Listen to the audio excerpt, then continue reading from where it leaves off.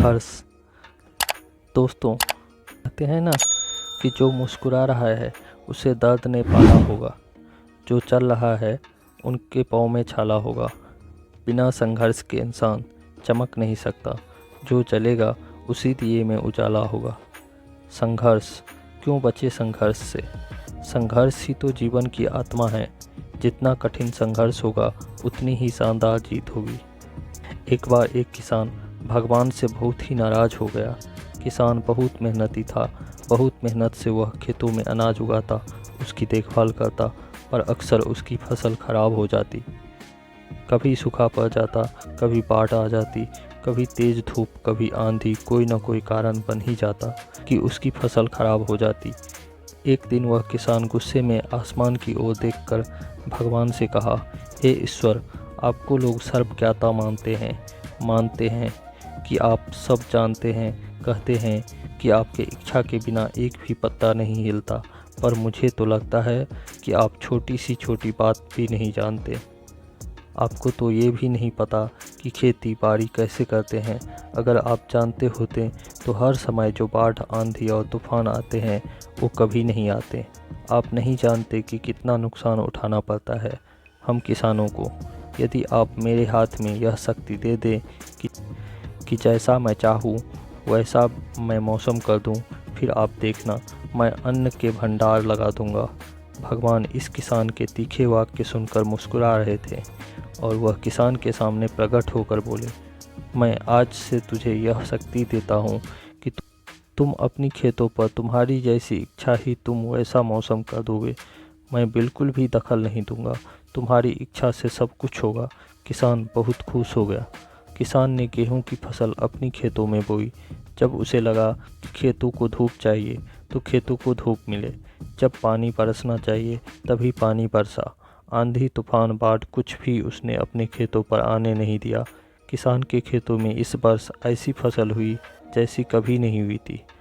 हरी भरी लहलहाती फसल। मन ही मन वह बहुत खुश हो गया और सोचने लगा, अब सबूत के साथ दिखाऊंगा भगवान को कि इसे कहते हैं शक्ति का सही उपयोग। मेरी सफलता देखकर उन्हें अपने नियम जरूर बदलने पड़ेंगे। कुछ दिन गुजरे, फसल काटने को तैयार हो गए। किसान बहुत उत्सुकता के साथ फसल को काटने लगा।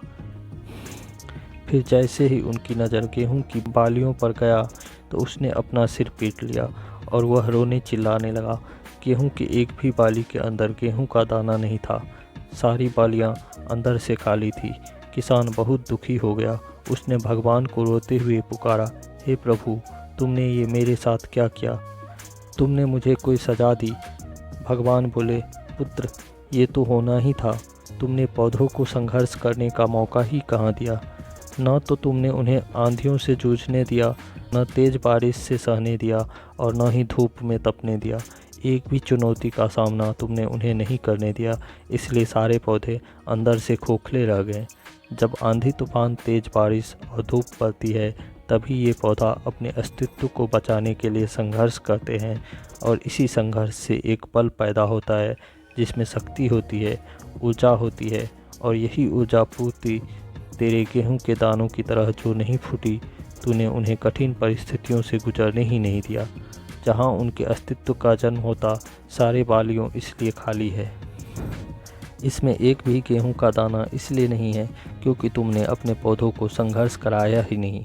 ये रखिए, स्वर्ग में स्वर्गीय आवाज़ तभी आती है जब वह आग में तपने, गलने और हथौड़े से पीटने जैसे संघर्षों से गुजरता है।